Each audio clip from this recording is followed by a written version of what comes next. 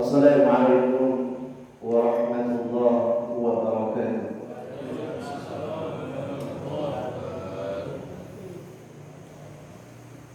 Alhamdulillah, alhamdulillahi rabbil alamin, ilahul awwalin wal akhirin, wa ashhadu an la ilaha illallah wahdahu la syarika lah, iqraran bihi wa tauhidan, wa ashhadu anna Muhammadan abduhu wa rasuluh alladzi ballagha ar-risalah wa adda al-amanah wa nasaha bi hadhihi al-ummah wa tarakna ala mahajjatil bayda layluha kanahariha la yazidu anha illa halik. Allahumma salli ala Muhammad wa ala alihi wa sahbihi ajma'in, amma ba'd. Jamaah salat subuh rahimakumullah. Tidak setiap yang kita anggap baik itu baik, dan tidak setiap yang kita anggap jelek adalah suatu kejelekan. Karena ukuran baik dan tidak baik itu tidak diukur dari kita, tetapi diukur dengan syariat. Sebagaimana yang disebutkan oleh Imam Bukhari dalam kitab Sahihnya, dia mengatakan, haddatsana Ali ibnu Abdullah, wa fi riwayatin Musaddad, haddatsana marhum qala sami'tu Thabitan al-Bunani qala kuntu 'inda Anas bin Malik radhiyallahu anhu wa 'indahu ibnatullah. Qala Anas, ja'at imra'atun ila Rasulillah sallallahu alaihi wasallam ta'ridu alaihi nafsaha. Qalat, ya Rasulullah, alaka bi hajah? Qalat ibnatu Anas, ma aqalla haya'aha wa saw'ata wa saw'ata. Qala Anas radhiyallahu anhu, hiya khairun minki, raghabat fi Nabi sallallahu alaihi wasallam wa 'aradat alaihi nafsaha.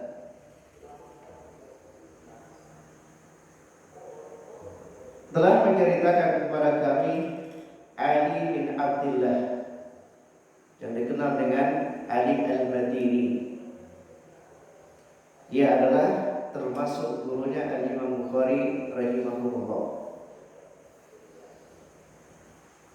Telah menceritakan kepada kami, kata Ali al-Madini, marhum. Dalam riwayat lain, Imam Bukhari mengambil dari gurunya Musaddad, dari ulama Basrah. Marhum juga ulama Basrah, yakni semasa dengan Imam Malik rahimahullah. Dia mengatakan, saya mendengar Thabit al-Bunani. Thabit adalah seorang tabi'in, juga ulama Basrah. Dia mengatakan, saya di sisi Anas bin Malik radhiyallahu anhu. Dalam riwayat lain, ketika kami duduk di dekat Anas bin Malik radhiyallahu anhu. Jadi semua riwayat ini perawinya adalah dari ulama Basrah.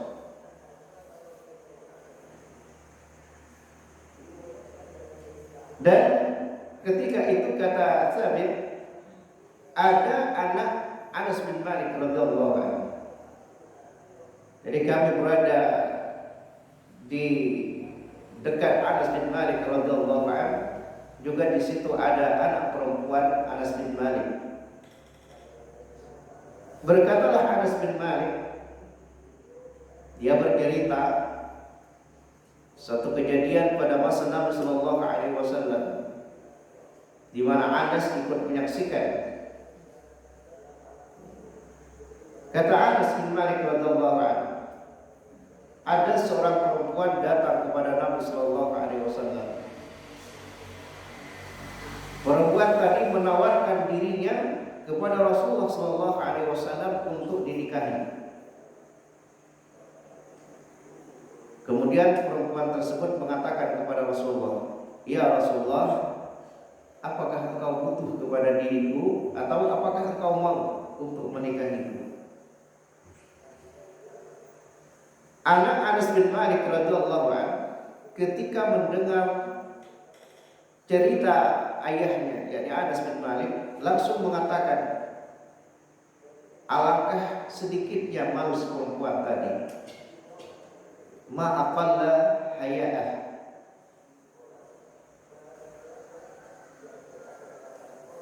Alangkah jeleknya perbuatannya. Wa sauqatah. Itu adalah perbuatan yang jelek. Anas bin Malik radhiyallahu anhu kemudian mengatakan, si perempuan tadi itu lebih baik daripada kamu. Karena perempuan tadi dia mencintai Rasulullah. Karena dia mencintai Rasulullah, maka dia menawarkan dirinya kepada Rasulullah Sallallahu Alaihi Wasallam untuk dinikahi. Jamaah salat subuh rahimakumullah. Dari kisah ini ada satu faedah yang menjadi bahasan kita pada kesempatan ini, adalah perkataan anaknya Anas bin Malik radhiyallahu anhu, "Ma aqalla haya'ah." Sungguh sedikit rasa malunya si perempuan tadi.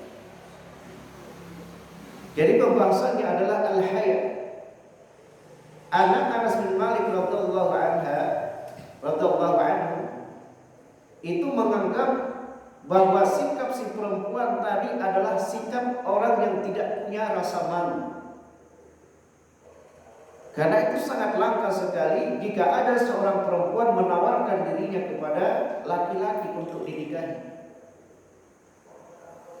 Tetapi di dalam syariat, perbuatan seperti itu bukan tercela, malah dipuji sesuai dengan jawaban Anas bin Malik radhiyallahu anhu. Si perempuan tadi itu lebih baik daripada kamu. Kenapa si perempuan tadi dianggap lebih baik oleh Anas bin Malik? Karena rasa cintanya kepada Rasulullah Sallallahu Alaihi Wasallam. Lalu dia menawarkan dirinya, andaikan dia jadi istri Nabi Sallallahu Alaihi Wasallam, itu adalah suatu kebaikan yang luar biasa dan keuntungan yang sangat besar. Karena istri Rasulullah Sallallahu Alaihi Wasallam di dunia juga istri Rasulullah Sallallahu Alaihi Wasallam di akhirat.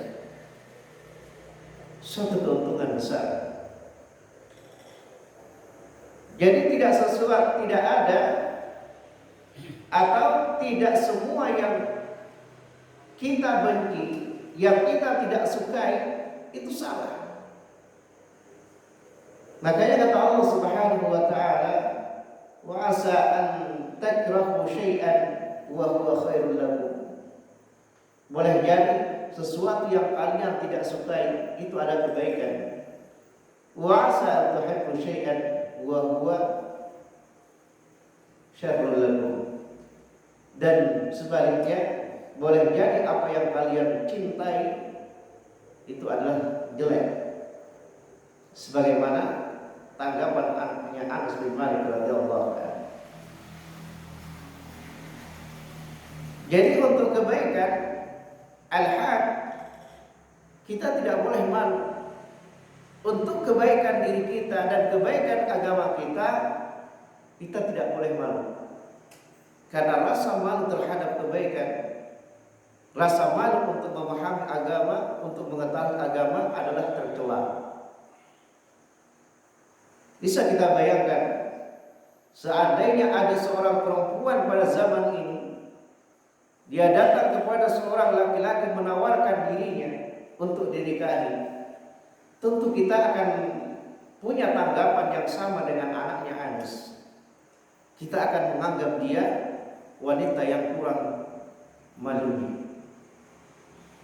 Al-Imam Bukhari mengatakan, kalau ada seorang perempuan menawarkan dirinya tapi kepada laki-laki soleh, maka itu dibolehkan. Tapi dengan catatan laki-laki itu adalah laki-laki yang soleh. Dan kita tahu kesolehannya, agamanya bagus, akhlaknya bagus, punya pengetahuan agama yang bagus. Tidak mengapa kita tawarkan anak kita, saudara kita, atau kalau perempuan dia menawarkan dirinya kepada laki-laki tersebut.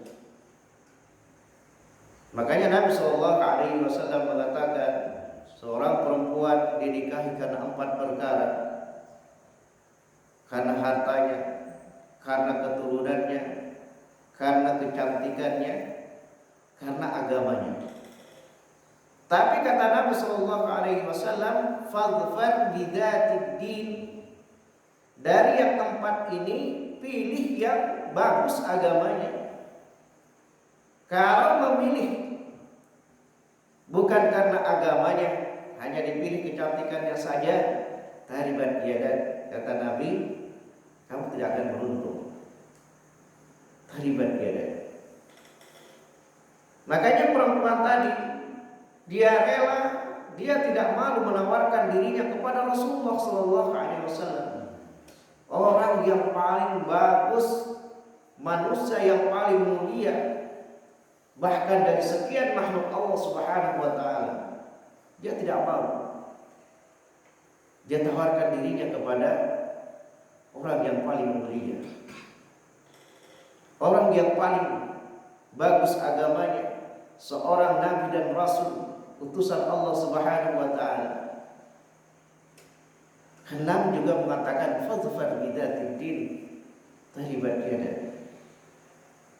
Dan sahabat yang mengamalkan ini juga adalah Umar bin Khattab radhiyallahu anhu. Dia tawarkan Hafsah pertama-tama kepada Abu Bakar radhiyallahu anhu. Dia tawarkan kepada Utsman bin Affan radhiyallahu anhu. Abu Bakar tidak ada tanggapan ketika ditawarkan Hafsah kepada Abu Bakar diam, tidak memberikan jawaban.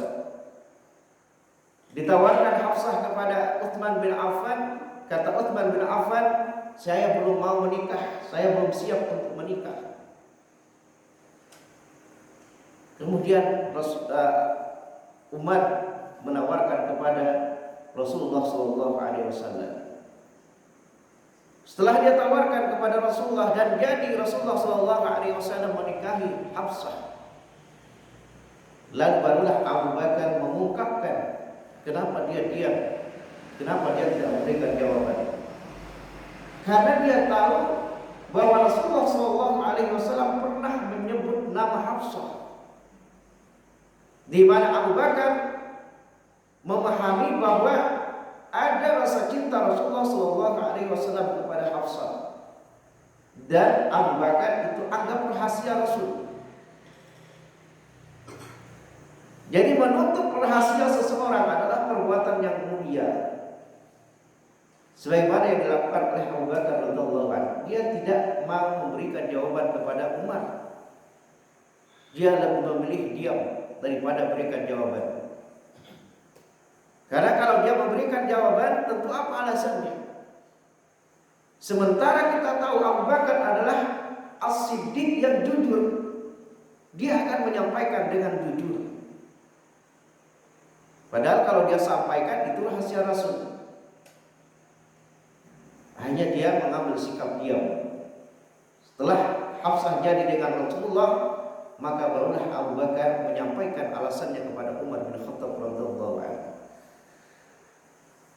Jemaah salat subuh rahimahullah, semoga Allah Subhanahu wa taala senantiasa memberikan rasa malu ini kepada kita, yakni malu di dalam melaksanakan maksiat dan tidak malu di dalam kebenaran, tidak malu di dalam menuntut ilmu, dan tidak malu di dalam menjalankan ibadah kepada Allah Subhanahu wa taala, yang kadang-kadang rasa malu itu dibisikkan oleh syaitan kepada kita sehingga kita tidak suka dan tidak senang berkumpul dalam majlis, di dalam salat berjamaah. Alasannya adalah malu. Na'udzubillah, subhanallah, subhanakallahumma bihamdik, asyhadu an la ilaha illa anta